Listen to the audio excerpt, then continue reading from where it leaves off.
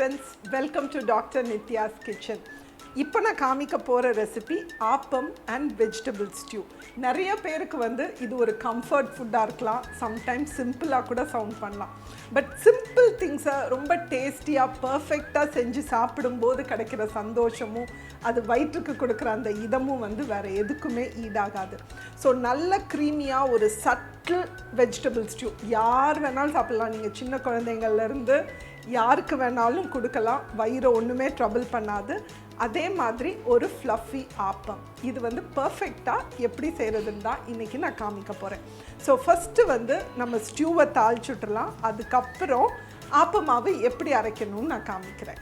So first இந்த ஸ்டியூக்கு தேங்காய் பால் எடுக்கிறதுக்கு நான் 1 கப் தேங்காய் துருவல், அதோடு ஒரு 8 முந்திரி இதை போட்டு இதை கொஞ்சம் சோக் பண்ண வச்சிடுறேன். ஆர்டினரி வாட்டர் போட்டு தான் நான் சோக் பண்ணுறேன். ஸோ இது ஒரு 1/2 an hour சோக் ஆகட்டும். ஒரு 10 minutes சோக் ஆனால் கூட ஒன்றும் ப்ராப்ளம் கிடையாது. ஸோ கடாயில் தேங்காய் எண்ணெய், பிகாஸ் இது ரொம்ப சிம்பிள் டிஷ்ஷுன்னு சொன்னேன். ஸோ இந்த சிம்பிள் திங்ஸ், அதாவது இந்த தேங்காய் எண்ணெய், இந்த போடுற 1-2 ஸ்பைஸ் தான் இதுக்கு கொடுக்குற அந்த ஃப்ளேவரே. ஸோ ஒரு 2 to 3 tablespoon தேங்காய் எண்ணெய் ஊற்றிக்கலாம். தேங்காய் எண்ணெய் நல்லா சூடாகட்டும். ஸோ தாளிக்கிறதுக்கு 2 inch பட்டை, 3 ஏலக்காய், 4 கிராம்பு எடுத்து வச்சுருக்கேன். ஸோ இந்த எண்ணெய் காஞ்ச பிறகு நம்ம இதை போட போகிறோம். ஸோ எண்ணெய் சூடாயிருச்சு, இந்த பட்டை, கிராம்பு, ஏலக்காய் போட்டுடலாம். அது பொரியிற டைமில் இங்கே ஒரு 8 பல் பூண்டு, ஒரு 1.5 inch இஞ்சி, ப்ளஸ் 2 பச்சை மிளகாய் பொடியாக வெட்டி வச்சுருக்கேன், அதையும் ஆட் பண்ணிடலாம். இதில் நிறையா பேர் இஞ்சி பூண்டை நீளமாக வெட்டி போடுவாங்க. பட் அவ்வளோ பெருசாக வெட்டி போட்டால் சம்டைம்ஸ் வீட்டில் இருக்கிறவங்களுக்கு அது பிடிக்காது. அதனால் நான் பொடியாகவே வெட்டி போட்டுட்டேன். ப்ளஸ் ஒரு 1/2 வெங்காயம், ஒரு கொத்து கருவேப்பிலை, இதையும் அந்த எண்ணெயில் போட்டு நம்ம சாட்டே பண்ணலாம். எதுவுமே கலர் மாறக்கூடாது, பிகாஸ் நம்மளுக்கு கடைசியில் வெஜிடபிள் ஸ்டியூ நல்ல ஒயிட் கலரில் இருக்கணும். அது சாட்டே ஆன உடனே நான் வெஜிடபிள்ஸ் கேரட், பீன்ஸ் ப்ளஸ் பட்டாணி எடுத்து வச்சுருக்கேன். உங்களுக்கு என்ன காய் வேணுமோ அதை ஆட் பண்ணிக்கலாம். பட் முடிஞ்ச அளவுக்கு பீட்ரூட் அந்த மாதிரி கலர் சேஞ்ச் ஆகிற காய்கறி, நாட்டு காய்கறிலாம் இதுக்கு சரிப்பட்டு வராது. நீங்கள் வேணுன்னா காலிஃப்ளவர் இதில் ஆட் பண்ணிக்கலாம். ஸோ உருளைக்கிழங்கு, கேரட், பீன்ஸ், பட்டாணி, இது அவ்வளோத்தையும் எண்ணெயில் போட்டுடலாம். அந்த தேங்காய் எண்ணெயுடைய ஸ்மெல் இந்த வெஜிடபிள்ஸில் பிடிக்கிற வரைக்கும் சாட்டே பண்ணும். ஸோ மேக்ஸிமம் ஒரு 2 minutes. கலர் மாற வேண்டாம், கிறிஸ்பி ஆக வேண்டாம். ஸோ இந்த வெஜிடபிள்ஸ்க்கு தேவையான சால்ட்,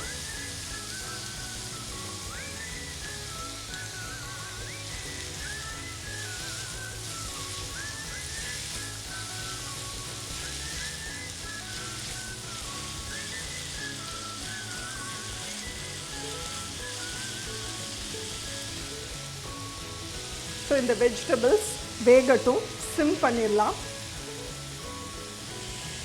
கவர் கூட பண்ணி வச்சிடலாம். இப்போது தேங்காய் பால் எடுத்துடலாம். ஸோ நான் 1 கப் தேங்காய், அதோட ஒரு 8 முந்திரி ஊற வச்சுருக்கேன். ஸோ இதிலிருந்து நம்ம தேங்காய் பால் 2 தேங்காய் பால் எடுத்தால் போதும், ரொம்ப தண்ணி ஆயிடக்கூடாது. ஏன்னா இதுதான் இதுக்கு ஃப்ளேவர் கொடுக்குறதே நம்ம ஸ்டியூக்கு. நான் ஏன் முந்திரி போடுறேன் அப்படின்னா பிகாஸ் வெறும் தேங்காய் பால் யூஸ் பண்ணும்போது கொஞ்சம் தண்ணியாக வரும். அது கொஞ்சம் திக்காக, கொஞ்சம் க்ரீமி கன்சிஸ்டன்சி கொடுக்கறதுக்காக நான் முந்திரி ஆட் பண்ணியிருக்கேன். இது ஆப்ஷனல். சப்போஸ் முந்திரி உங்களுக்கு வேண்டான்னு நினச்சிங்கன்னா நீங்கள் ஒரு 1/2 teaspoon அரிசி மாவு கூட இதில் கலந்திங்கன்னா அது ஒரு திக்னஸ் கொடுக்கும். ஸோ இப்போ நம்ம தேங்காய் பால் எடுத்துடலாம். ஸோ இந்த தேங்காய் முந்திரி கலவையை மிக்ஸி ஜாருக்கு ட்ரான்ஸ்ஃபர் பண்ணிடுங்க.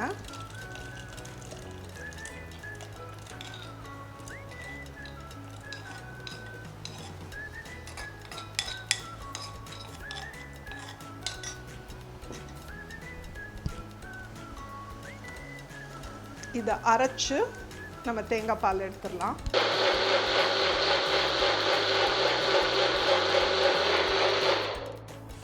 ஸோ வெஜிடபிள்ஸ் வந்து ஒரு 5 minutes சாட்டே ஆயிருக்கு. எவ்வளோ வெந்திருக்குன்னு பார்க்கலாம். ஆல்மோஸ்ட் ஒரு 75% வெந்துருச்சு. இந்த ஸ்டேஜில் எடுத்து வச்ச தேங்காய் பாலில் கொஞ்சம் மட்டும் ஊற்றலாம். ஏன்னா அந்த தேங்காய் பால் வாசனையில் நம்மளுக்கு அந்த வெஜிடபிள்ஸ் இன்னும் கொஞ்சம் வேகட்டும். ஸோ கொஞ்சமாக தேங்காய் பால் ஊற்றி அதோடு வந்து கொஞ்சம் தண்ணி போட்டு, நீங்கள் தேங்காய் பால் தனித்தனியாக எடுத்துருந்தீங்கன்னா செகண்ட் தேங்காய் பால் ஊற்றி நீங்கள் இந்த மாதிரி வேக வைக்கலாம். ஸோ இன்னும் வெஜிடபிள்ஸ் கொஞ்சம் வேகட்டும். ஏன்னா நம்ம கடைசியாக அந்த திக் தேங்காய் பால் ஊற்றின பிறகு நம்ம வந்து ரொம்ப நேரம் குக் பண்ண போகிறது கிடையாது. ஒரு கொதி வந்தோடனே ஆஃப் பண்ணிடுவோம். ஸோ இது குக் ஆகட்டும். ஆப்பம் எப்படி பண்ணுறதுன்னு சொல்கிறேன். ஆப்பத்துக்கு நிறைய வகை இருக்கலாம். ஒவ்வொரு ஊர்லேயும் ஒவ்வொரு மாதிரி பண்ணுவாங்க. தமிழ்நாட்டில் கொஞ்சமாக உளுந்து போட்டு பண்ணுவாங்க. பட் யூஸ்வலாக வந்து சவுத்தில் தூத்துக்குடி, திருநெல்வேலி, கேரளா, ஸ்ரீலங்கா அங்கெல்லாம் வந்து உளுந்து யூஸ் பண்ணாமல் பண்ணுவாங்க. ஸோ நான் எங்கள் வீட்டில் உளுந்து யூஸ் பண்ணாமல் பண்ணுவேன். ரொம்ப ஃப்ளஃபியாக சூப்பராக வரும். ஸோ எப்படி பண்ணுறதுன்னு பார்க்கலாம். இதுக்கு ஃபஸ்ட் வந்து ஒரு 2 கப் பச்சரிசி, பலகாரத்து பச்சரிசியை ஒரு 3 to 4 மணி நேரம் தண்ணியில் ஊற வச்சுருங்க. அரைக்கிறதுக்கு ஸோ 2 கப் பச்சரிசிக்கு 1/2 கப் சாதம், நார்மல் புழுங்கல் அரிசி வடித்தது. ஸோ இந்த சாதம்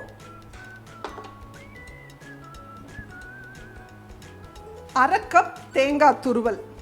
ஓகே, ஸோ 2 கப் பச்சரிசிக்கு 1/2 கப் சாதம், 1/2 கப் தேங்காய் துருவல், 2 டீஸ்பூன் சர்க்கரை. சப்போஸ் வந்து உங்களுக்கு நிறைய டைம் இருக்குது, அடுத்த நாள் தான் நீங்கள் ஆப்பம் பண்ண போகிறீங்கன்னா நீங்கள் இது மட்டும் போட்டு அரைச்சி உப்பு போட்டு புளிக்க வச்சு பண்ணலாம். பட் சப்போஸ் உங்களுக்கு வந்து உடனே ஆப்பம் பண்ணணுன்னா நீங்கள் 1 டீஸ்பூன் ஈஸ்ட் சேர்த்துக்கோங்க.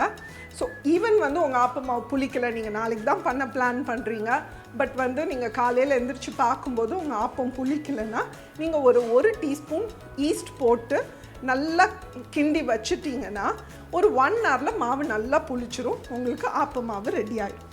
ஸோ இப்போ நான் சொன்ன அவ்வளோத்தையுமே நான் வந்து ஒரு மிக்ஸி ஜாரில் ட்ரான்ஸ்ஃபர் பண்ணிக்கிறேன். ஸோ மிக்ஸி ஜாரில் ஃபஸ்ட்டு அரிசி,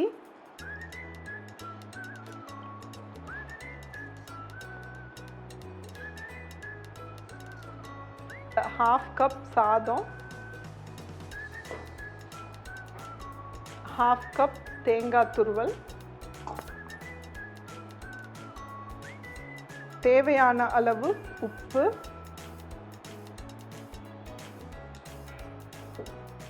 ப்ளஸ் சீனி, சர்க்கரை. ஸோ இதை நல்ல பேஸ்ட் மாதிரி அரைச்சிக்கலாம்.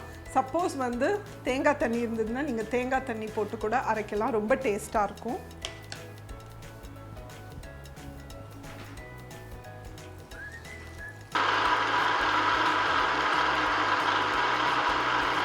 பாருங்க, ஆப்ப மாவு நல்லா சாஃப்டாக அரைபட்டுருச்சு. ஸோ இந்த ஸ்டேஜில் எடுத்து உங்களுக்கு ஈஸ்ட் போடணுன்னா வந்து நீங்கள் ஈஸ்ட் போட்டு ஒரு 1 hour வச்சுருங்க. ஈஸ்ட் போட வேண்டான்னா ஓவர் நைட் புளிக்க விட்டுருங்க. ஸோ வெஜிடபிள்ஸ் வந்து குக் ஆகிருக்கும். பாருங்கள், நல்லா சாஃப்டாக வெந்துருச்சு. இந்த ஸ்டேஜில் எடுத்து வச்ச கோகோனட் மில்க் ஃபுல்லாகவுமே நம்ம ஊற்றிடலாம்.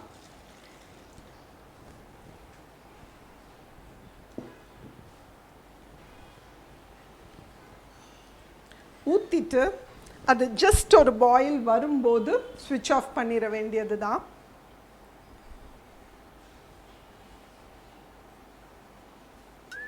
பாருங்கள், பாயில் ஆக ஆரம்பிச்சிருச்சு. இந்த மாதிரி ஜென்டில் பாயில் வந்த உடனே நீங்கள் ஸ்விட்ச் ஆஃப் பண்ணிடுங்க. பிகாஸ் இல்லைன்னா சம்டைம்ஸ் நீங்கள் போட்ட அந்த தேங்காய் பால் வந்து திரிஞ்சிடுறதுக்கு வாய்ப்பு இருக்குது. ஸோ ஒரு கொதி வந்த உடனே நீங்கள் ஆஃப் பண்ணிடுங்க. பாருங்கள், நம்ம மாவு நல்லா புளிச்சு வந்திருக்கு.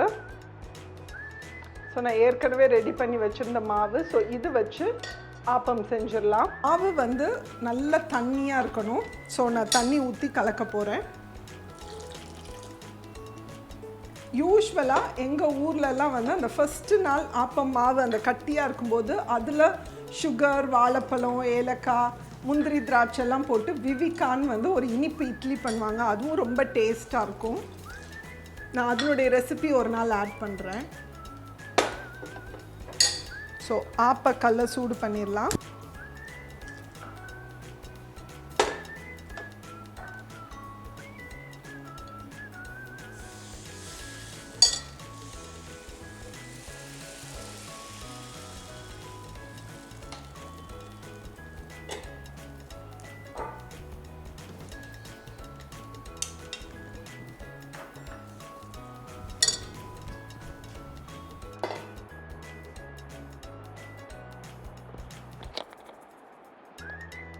பாருங்க, ஒரு சூப்பரான ஆப்பம் வெஜிடபிள் ஸ்டியூ பண்ணிட்டோம்.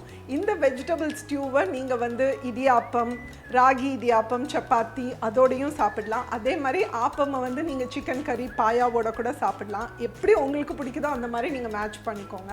ஸோ கண்டிப்பாக இந்த மாதிரி ஆப்பம் வெஜிடபிள் ஸ்டியூ பண்ணி பார்த்துட்டு உங்கள் வீட்டில் எல்லாருக்கும் எவ்வளோ பிடிச்சதுன்னு எனக்கு கமெண்ட் பண்ணுங்கள். இந்த வீடியோ உங்களுக்கு பிடிச்சதுன்னா லைக் பண்ணுங்கள், ஸோ தட் அது நிறைய பேருக்கு போய் சேரும். இது வரைக்கும் என் சேனல் சப்ஸ்கிரைப் பண்ணலைன்னா சப்ஸ்கிரைப் பண்ணுங்கள். உங்களுக்கு அடுத்து ஏதாவது பர்டிகுலர் ரெசிபி வேணும்னாலும் எனக்கு கமெண்ட் பண்ணுங்கள். இன்னொரு சூப்பரான ரெசிபியோடு உங்களை சந்திக்கிறேன். பாய்.